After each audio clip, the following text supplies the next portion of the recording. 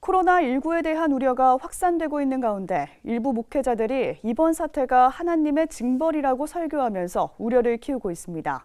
신학자들과 목회자들은 전염병이나 자연재해 등을 하나님의 징벌이라고 해석하는 것은 비성경적이라고 입을 모읍니다. 이승규 기자의 보도입니다.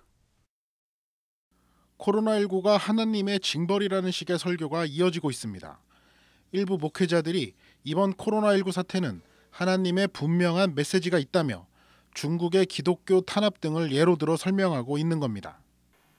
성경이 말하는 전염병은 뭐냐? 뭐과 연관이 있냐? 대부분이 다 범죄한 백성들과 그 시대에 대한 하나님의 징벌이었어요. 죄 때문이었고 그 시대를 향한 하나님의 벌이었어요.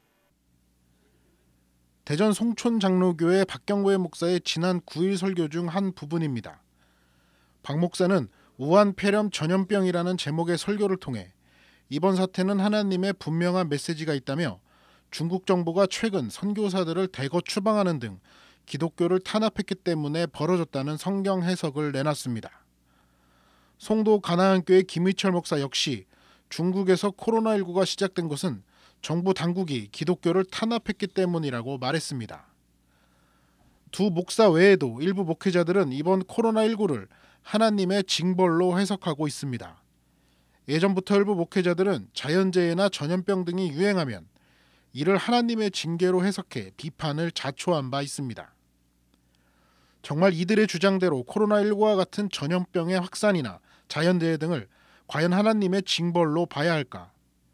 신학자와 목회자 대다수는 전염병이나 자연재해가 하나님의 징벌이라는 해석에 동의하지 않았습니다. 비성경적 해석이며 자칫 하나님에 대한 오해도 생길 수 있다는 이유에서입니다. UCLA 한국기독교학 옥성득 교수는 자신의 블로그를 통해 지진이나 태풍이 발생하면 하나님의 심판을 거론하는 비성경적인 행동은 하지 말자며 이웃의 재난은 우리의 회개와 도덕적 책임을 위한 시간이라고 말했습니다. 성락성결교회 지영은 목사 역시 전염병이나 자연재해가 하나님의 징벌이라는 시각에 동의하지 않았습니다. 어떤 특정 사안에 대해 하나님의 징계와 징벌을 말하는 것은 인간의 영역을 넘어선 해석이라는 겁니다. 이게 하나님의 징벌이다 이렇게 단정을 해버리면 하나님이 판단하시는 것을 내가 쥐고 있다, 내가 갖고 있다 이게 되는 거잖아요. 그거는 잘못이다.